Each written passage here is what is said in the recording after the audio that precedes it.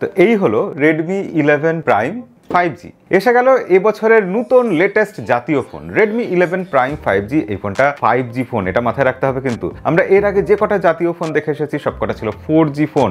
Xiaomi এবার Redmi branding এ এমন একটা ফোন নিয়ে আসছে যেটা জাতীয় ফোনের সংজ্ঞা হয়তো পাল্টে দেবে। কেন? আজকের ভিডিওতে সবকিছু বলবো। ভিডিও দেখতে থাকুন, সাথে থাকুন। ভালো লাগবেই, ভালো লাগলে লাইক করে দেবেন। আর চলুন ভিডিও শুরু করে দিই।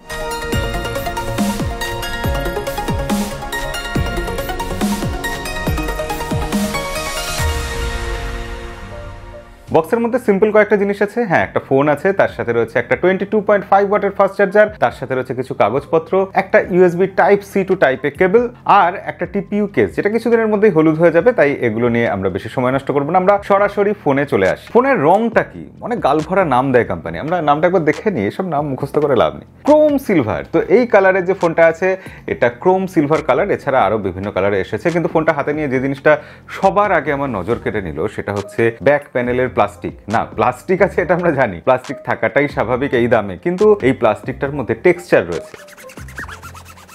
এই যে, হ্যাঁ, আবার ডিজে ফিলিং, একটা ডিজে ফোন হয়ে উঠেছে এটা। এবং এই টেক্সচার থাকার ফলে খুব একটা ফিঙ্গারপ্রিন্ট আসছে না, অর্থাৎ ফিঙ্গারপ্রিন্ট স্মাজেস এর মধ্যে খুব বেশি আমরা দেখতে পাচ্ছি না। আর এই ব্যাক সাইডে যে প্লাস্টিকটা আছে সেটার কোয়ালিটি মোটামুটি, আর একটু ভালো হলে অবশ্যই ভালো হতো। ফ্রেমটাও প্লাস্টিকের, তবে ফোনটা ওভারঅল হাতে ধরতে বেশ মজবুত লাগছে, ভালোই লাগছে ফোনটা ধরতে। তবে ফোনটা একটু ভারীর দিকে, 200 গ্রামের মতো ওজন, আবার একটু মোটার দিকেও। এটার থিকনেস 8.9 মিলিমিটার। তাহলে এবার ফোনের চারপাশটা একবার ঘুরে আসি আমরা, আমাদের যেরকম বরাবরের বদভ্যাস আর কি, ফোন হাতে পেলেই চারপাশে এক পাক ঘুরে আসা। তো এই ফোনের চারপাশে আমরা দেখতে পাচ্ছি যে ডান দিকে একটা ভলিউম আপ ডাউন বাটন রয়েছে, এছাড়া রয়েছে একটা পাওয়ার অফ অন বাটন, যেটার মধ্যেই ফিঙ্গারপ্রিন্ট সেন্সরটা দেওয়া হয়েছে। ফিঙ্গারপ্রিন্ট সেন্সর কিন্তু বেশ ভালোভাবে কাজ করছে। আর Xiaomiর ফোন, Redmi ব্র্যান্ডিং এর ফোন, ফিঙ্গারপ্রিন্ট সেন্সর কবে খারাপ কাজ করতে আপনারা দেখেছেন বলুন তো? ওকে, তলার দিকে যেরকম হয় একটা speaker grill, USB charging port, type C অবশ্যই, এবং একটা মাইক রয়েছে। কিন্তু ওপর দিকে খুব ইন্টারেস্টিং ব্যাপার স্যাপার রয়েছে। ওপর দিকে 3.5mm হেডফোন জ্যাক আমি তো দেখতেই পাচ্ছি,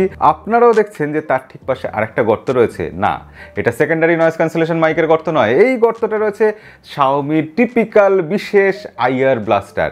অর্থাৎ এই আইআর ব্লাস্টারের মাধ্যমে আপনি আপনার ফোনটা যে কোনো জিনিসের রিমোট কন্ট্রোল হিসাবে ইউজ করতে পারবেন। অর্থাৎ টিভি, এয়ার কন্ডিশন, আপনি যে কোনো জিনিসের রিমোট কন্ট্রোল হিসাবে এই ফোনটা ইউজ করতে পারবেন। Xiaomiর ফোন মানেই এই বিশেষত্বটা থাকবে। কিন্তু একটা জিনিস নোটিস করার মতো, আপনারা খেয়াল করে দেখুন, উপর দিকে কিন্তু কোনো সেকেন্ডারি নয়েজ ক্যান্সেলেশন মাইক নেই। এই ব্যাপারটা আমার বেশ অদ্ভুত আর ইন্টারেস্টিং লাগলো। এসব তো গেল, কিন্তু বাঁ দিকে কি রয়েছে? এখানে বাঁ দিকে একটা সিম ট্রে রয়েছে, এবং তার মধ্যে অবভিয়াসলি আমরা যেটাই এক্সপেক্ট করেছিলাম, অর্থাৎ ট্রিপল সিম কার্ড স্লট, দুটো সিম, একটা মেমোরি কার্ড আপনি একই সাথে ব্যবহার করতে পারবেন। কারণ এই ফোনটা দুটো ভেরিয়েন্ট এসেছে, একটা 6GB 64GB, একটা 8GB 128GB। আমার কাছে 8GB 128GB ভেরিয়েন্টটা রয়েছে, তবে আপনাকে সাজেস্ট করবো বেস ভেরিয়েন্টটা নেওয়ার জন্যই, 6GB 64GB, এবং তার সাথে SD কার্ড লাগিয়ে ইউজ করুন। কারণ বেস ভেরিয়েন্টটার দামটা খুব ইন্টারেস্টিং। বেস ভেরিয়েন্ট 13,999 রুপিতে লঞ্চ হয়েছে। তারপর অফার টফার তো থাকবেই, সেগুলো আপনারা একটু চেক করে নেবেন, পারলে নিচে ডেসক্রিপশনে আমি লিঙ্ক দিয়ে রাখবো। তবে Xiaomi কোম্পানি যেখানে, তাদের বুদ্ধি তো আপনারা জানেন অন্য সবার থেকে একটু বাড়তি।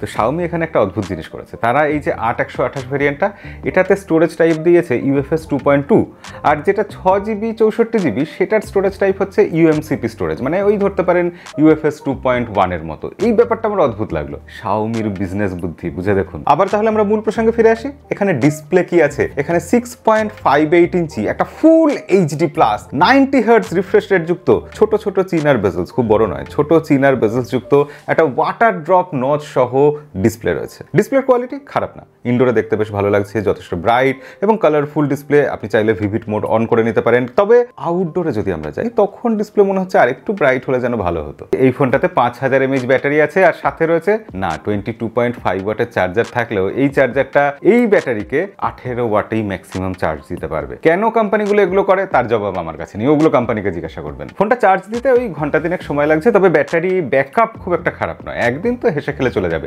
তার একটা কারণও অবশ্য আছে, এই ফোনটাতে আছে 7 ন্যানোমিটারে তৈরি একটা প্রসেসর, MediaTek Dimensity 700 প্রসেসর। হ্যাঁ আমি জানি ডাইনোসরের আমলের প্রসেসর, কিন্তু এই প্রসেসরটার ভালো ব্যাপার এটাই যে এটার পারফরমেন্স ভালো, স্টেবিলিটি আছে এই প্রসেসরটা, গরম হয়ে যায় না চট করে, এবং এই প্রসেসরটা কিন্তু কম দামে এখন পাওয়া যায়। তো সব মিলিয়ে এই প্রসেসরটা এখন কিন্তু একটা ভালো প্যাকেজ বাজেট সেগমেন্টের ফোনের জন্য। আমরা এই প্রসেসর দিয়ে গেম টেপ খেলে দেখেছি, ল্যাগ খুব বেশি পাচ্ছি না, ফ্রেম ড্রপও খুব বেশি পাচ্ছি না। তবে সব থেকে বড় কথা যে গরম হচ্ছে না ফোনটা, তার থেকেও বড় কথা সিপিইউ যখন থ্রটল টেস্ট করছি আমরা, থ্রটলিং খুব বেশি দেখছি না, 95%-এর মধ্যেই থাকছে। অবভিয়াসলি যেহেতু 5G প্রসেসর, আপনাদের জানতে মন চাইবেই যে এখানে কটা 5G ব্যান্ড আছে। এখানে টোটাল 7খানা 5G ব্যান্ড রয়েছে, অর্থাৎ 5G নিয়ে খুব একটা চিন্তার কিছু নেই। আর আপনারা তো জানেন যে 5G এর নাম করে আমরা ফোন কিনবো, কিন্তু চালাবো সেই 4G। আর 4G ফোনের ক্ষেত্রে যেটা সব থেকে বেশি লক্ষ্য করা উচিত সেটা হচ্ছে ক্যারিয়ার অ্যাগ্রিগেশন আছে কিনা, কারণ সেটা আপলোড ডাউনলোডের ক্ষেত্রে, নেটওয়ার্কের ক্ষেত্রে, ইন্টারনেটের ক্ষেত্রে খুব বড় ভূমিকা পালন করে। তো এই ফোনটায় সৌভাগ্যবশত ক্যারিয়ার অ্যাগ্রিগেশন আছে। 4G সিম ভরতেই ক্যারিয়ার অ্যাগ্রিগেশন চালু হয়ে গেছে। শাওমির MIUI যেরকম হয়, যে আমাদের ভয় দেখায় কিন্তু ইনিশিয়ালি হাতে আসলে বেশ ভালোই লাগে, প্রচুর ফিচার থাকে এবং বেশ স্মুথ চলে। এখানে খুব স্মুথ চলছে, কোনো রকম ল্যাগ, ফ্রেম ড্রপ পাইনি। 90 হার্টসের যে ব্যাপারটা সেটা পুরোপুরি আমরা ফিল করতে পারছি এই ইউআই এর জন্য। তবে হ্যাঁ, এই ইউআইতে যথারীতি দু একটা প্রি ইনস্টলড অ্যাপ্লিকেশন আছে। তবে ভালো ব্যাপার এটাই যে সেগুলোকে আনইনস্টলও করে দেওয়া যাচ্ছে। কি বুঝলেন? আমি এখনো বলিনি, বুঝবেন কি করে? আসলে এখানে MIUI 13 আছে, আর আউট অফ দ্য বক্স আমরা Android 12 পাচ্ছি। MIUI এখানে এখনো অবধি ভালো কাজ করছে।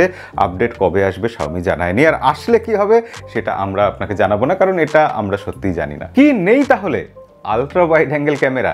হ্যাঁ, এখানে ব্যাক সাইডে দুটো ক্যামেরা রয়েছে, একটা 50 মেগাপিক্সেলের প্রাইমারি সেন্সার, একটা 2 মেগাপিক্সেলের ডেপথ সেন্সার। কিন্তু 50 মেগাপিক্সেলের ক্যামেরা দিয়ে আমরা ঠিকঠাক ডিসেন্ট কাজ চলে যাওয়ার মতো ফটো পেয়েছি। শাওমির ফটো যেরকম হয় আর কি, একটু বেশি শার্প, একটু বেশি প্রসেসড, এবং মনে হচ্ছে ডিটেলস অনেক বেশি আছে। যখন আলো বেশি থাকছে ভালো ছবি তুলে দিচ্ছে, লো লাইটে গিয়ে একটু ঝামেলা পাকাচ্ছে। তো সব মিলিয়ে এই 50 মেগাপিক্সেল ক্যামেরা এই ফোনের জন্য ঠিক আছে, কারণ এটা তো ক্যামেরা সেন্ট্রিক ফোন নয়। এই ফোনটা মূলত অলরাউন্ডার ফোন হিসাবে বানানো হয়েছে। আর ফ্রন্টে এখানে যে 8 মেগাপিক্সেলের ক্যামেরাটা আছে, সেই ক্যামেরাটাও আপনার কাজ কিন্তু ঠিকঠাক পূরণ করে দেবে। আর ভিডিও রেকর্ডিং এর ক্ষেত্রে এই ফোনের ব্যাক এবং ফ্রন্ট দুটো ক্যামেরা দিয়েই আমরা ম্যাক্সিমাম 1080p 30 fps এ ভিডিও রেকর্ড করতে পারি। ঠিক যেরকম আমরা কোয়ালকম স্ন্যাপড্রাগন 695, 680 এইসব প্রসেসরগুলোতে পেতাম, ঠিক সেরকম আর কি। মানে লিমিটেশন কিছু রয়েছে, ভালো প্রসেসর, কিন্তু ওই কোয়ালকম স্ন্যাপড্রাগন 680-র কাছাকাছি স্ট্যান্ড করে এই প্রসেসরটা।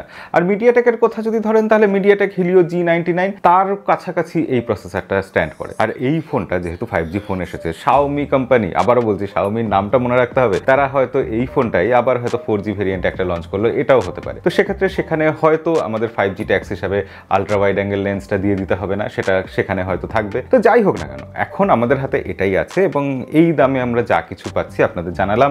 এবং আপনার কেমন লাগলো ফোনটা অবশ্যই কমেন্টে লিখে জানাবেন। আমার মতে, আমার সাজেশন যদি নেহাতি জোর করে বাধ্য করেন বলতে, তাহলে আমি বলবো যে হ্যাঁ, 5G ফোন হিসাবে, শাওমির ফোন হিসাবে এই দামে এই ফোনটা একটা ভালো বিকল্প হতে পারে। একটা অলরাউন্ডার ফোন হিসেবে আপনি এই ফোনটা এই দামে অবশ্যই কনসিডার করতে পারেন। যেহেতু এই ফোনটা ইন্ডিয়াতে এই 13,999 রুপিতে দাম রাখা হয়েছে, তো বাংলাদেশে এটা গেলে 20,000 টাকার নিচেই আসবে আশা করা যায়। সেক্ষেত্রে অফিসিয়ালি বাংলাদেশে এই ফোনটা যাবে হয়তো খুব শিগগিরই, এরকম একটা গুজব শোনা যাচ্ছে। এবং সেক্ষেত্রে এই ফোনটা বাংলাদেশে কিন্তু এই প্রাইস সেগমেন্টে একটা খুব ভালো কম্পিটিটর হবে, এবং সেক্ষেত্রে এই ফোনটা প্রচুর বিক্রি হবে বলে আমার ধারণা।